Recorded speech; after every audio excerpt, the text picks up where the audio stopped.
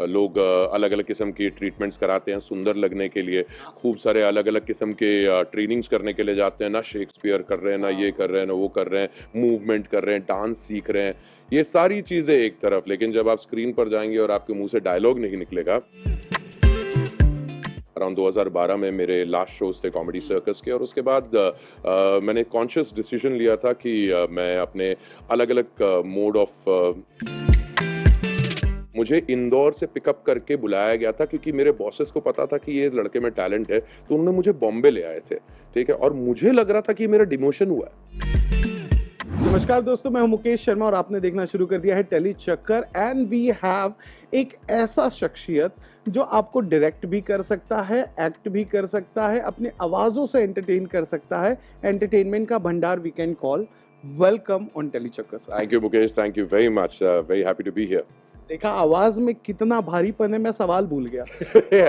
अरे ये बड़ी पुरानी प्रॉब्लम है हमारी यार, जो आवाज़ की दुनिया वाले जो लोग रहते हैं उनके साथ अब डेली लाइफ के अंदर भी ये सिचुएशन हो गई कि ऑटो वाले को भी रोकना, ऑटो ऑटो ऑटो, तो इस टाइप से करना पड़ता है। ऑटो वाला ही बोलता है, बोले भाई साहब या तो पहले आप खराश हटा दो अपने गले से फिर बात करो, या फिर ऐसे डर नहीं लगता उनको, बट या पर मैं एक सवाल पूछना चाहूँगा, आपको ऐसा नहीं लग रहा है personally as you started like RJ, धीरे धीरे जो वॉइस मॉड्यूलेशन वाली बात हो गई थी, एक्टिंग में जो उसको एक इम्पोर्टेंस था, एक स्तर था, आज भी आई डू थिएटर्स, वहाँ हमें प्रैक्टिस कराया जाता है इस चीज़ का, बट मेन स्ट्रीम में वो चीज़ धीरे धीरे खत्म होती जा रही है। Don't you feel that? मैं तो कहता हूँ कि हर एक्टर के लिए, हर परफॉर्मर के लिए सबसे बड़ा टूल है उसकी आवाज़। और फिल्म स्कूल्स हों या थिएटर स्कूल हों, परफॉर्मर की जब तैयारी होती है तो उसको अपने वाचन पर, अपने जीवा पर, अपने अपने बोलने पर उतना ही काम करना चाहिए जितना वो जिम जाकर अपने शरीर पर काम करता है, या लोग अलग अलग किस्म की ट्रीटमेंट्स कराते हैं सुंदर लगने के लिए, खूब सारे अलग अलग किस्म के ट्रेनिंग्स करने के लिए जाते हैं ना, शेक्सपियर कर रहे हैं ना, ये कर रहे हैं ना, वो कर रहे हैं, मूवमेंट कर रहे हैं, डांस सीख रहे हैं, ये सारी चीज़ें एक तरफ। लेकिन जब आप स्क्रीन पर जाएँगे और आपके मुँह से डायलॉग नहीं निकलेगा, तो आपकी ये सारी मेहनत पर पानी फिर जाता है। So I think vocal strength, अपने बोलने की क्षमता, dialogue delivery, this is a skill that almost every performer should be concentrating on equally, if not more so. I want to ask you a very serious question. कि as you started, you know, you did that comedy show on television. I was a big fan of your comic timing at that time with your Hindi obviously.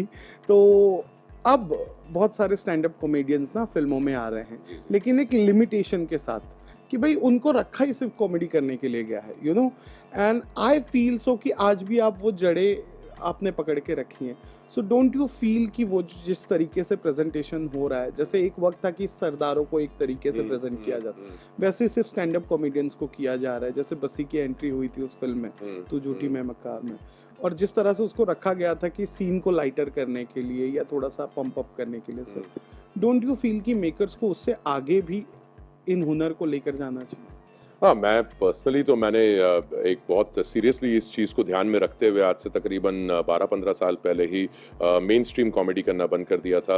Around 2012 में मेरे last shows थे comedy circus के, और उसके बाद मैंने conscious decision लिया था कि मैं अपने अलग-अलग मोड ऑफ परफॉर्मेंसेस पे ध्यान दूँगा, और इसलिए मैं कॉमेडी से अलग हटा था। वो दूसरी बात है कि लोग आज भी याद करते हैं, आपने जैसे याद किया मुकेश भाई, और उस बात को 10-12 साल पुरानी हो चुकी है जब मैं कॉमेडी शोज़ किया करता था। लेकिन जिस तरीके से आपने एक दशक के बाद भी मुझे उस चीज़ के लिए याद रखा, तो ज़रूर कोई बात होगी, ज़रूर वो उस चीज़ के अंदर एक ख़ासियत होगी।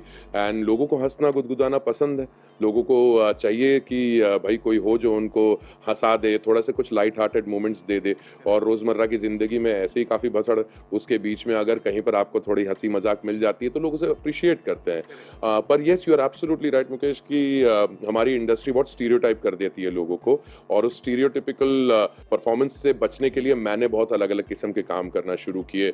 मैंने विलन के रोल करना शुरू किए, कई सारे ऐसे काम किए, भले ही वो आशुतोष गोवारिकर की फ़िल्म पानीपत में हो या वेब सीरीज़ हों जैसे कि हाय या श्रीकांत बशीर, इन सारे डिफरेंट किस्म के सीरीज़ के अंदर मैंने नेगेटिव कैरेक्टर्स किए। तो अब धीरे-धीरे वो छवि बदलती जा रही है। मेरे कई सारे शोज़ जो इस साल में आने वाले हैं, वो उनमें भी अलग किस्म का काम होगा। But I absolutely don't mind अगर लोग कभी मुझे पलट के बोल देते हैं, यार मंत्रा, अरे तुम वो कॉमेडी करते थे ना? बिल्कुल ठीक है भाई, कभी किसी को हँसाया, गुदगुदाया, लोग याद रखेंगे जैसे आज मुकेश भाई ने याद रखा। एक और आखिरी सवाल जो मैं पर्सनली पूछना चाहूँगा वो ये कि नॉन फिल्मी बैकग्राउंड से होना और स्ट्रगल करते हुए यहाँ तक आना, when you see back yourself as RJ, क्या एडवाइस देना चाहोगे खुद को? जो हो रहा है वो होने दे, या you want to change something कि आज कुछ और होता? मेरे ख्याल से if you were given a chance to go back in time and change things, there are 1,000 things that you would like to change. A lot of people say that यार मैं पीछे जाके कुछ नहीं चेंज करना चाहता. Of course चेंज करना चाहता. देखिए बहुत तेजी से चीज़ें हो जाती हैं और आपको मालूम भी नहीं पड़ता और अपॉर्चुनिटी खो चुकी होती है. आपको अगर मालूम पड़ता कि उस अपॉर्चुनिटी को वापस से बुनाना है तो आपको वक्त में पहले जाना पड़ता. So I would have loved to change a lot of things in the past. एक चीज़ भी वांट टू नो, क्या चेंज करना चाहते हो? मैं क्या बदलना चाहता? मुझे मुंबई आने का मौका मेरे मुंबई आने से बहुत पहले मिल गया था. मैं रेडियो मिर्ची इंदौर में होस्ट करता था. इंडिया का सबसे पहला प्राइवेट एफएम स्टेशन था और मैं बहुत पॉपुलर हुआ इंदौर में. और दिल्ली, मुंबई, कलकत्ता तब तक के लॉन्च नहीं हुआ था. सो बम्बई लॉन्च हुआ 2002 में. रेडियो मिर्ची, रेड एफएम, रेडियो सिटी एक साथ लॉन्च हुए थे 26 अप्रैल 2002. और मुझे इंदौर से पिकअप करके बुलाया गया था क्योंकि मेरे बॉसेस को पता था कि ये लड़के में टैलेंट है, तो उन्होंने मुझे बॉम्बे ले आए थे. ठीक है. और मुझे लग रहा था कि मेरा डिमोशन हुआ है. ऐसे शहर में जा रहा हूँ जहाँ पे इसकी ऑडियंस ही नहीं है. नहीं, ऐसे शहर में जा रहा हूँ जहाँ पे मुझे फिर से शुरू करना पड़ेगा. हाँ. और मैं इंदौर में ऑलरेडी इतना पॉपुलर रेडियो जॉकी था, तो मुझे समझ भी नहीं आया कि ये मेरे भले के लिए हो रहा है. और मैं 3 हफ्ते के अंदर, मेरे बॉस मुझे रोकते रहे कि बोले पागल है, लोग मरते हैं मुंबई आने के लिए. मैं भैया हमें तो इंदौर वापस भेज दो. हाँ, नहीं समझ में आ रहा है. और हम भाग गए वापस. मैं वापस इंदौर भागा दोस्त. और फिर मुझे फाइनली बॉम्बे आने में 4 साल लगे और मैं 2006 में आया क्योंकि मुंबई तो मुझे आना ही था. वो तो मेरी तकदीर में लिखा था. पर वो 4 साल जो मैंने खोए, हो सकता है मैं वो बदलना चाहता. Thank you so much. We got a life का मंत्रा कि जो आ रहा है उसे एक्सेप्ट करो, अपनी बुद्धि मत लगाओ. If I am not wrong. Absolutely correct. Thank you so much to talking to us. Okay. देखो ओरियो बिस्किट है, इस तरफ से भी आ जाएगा तो वो कवर हो जाएगा.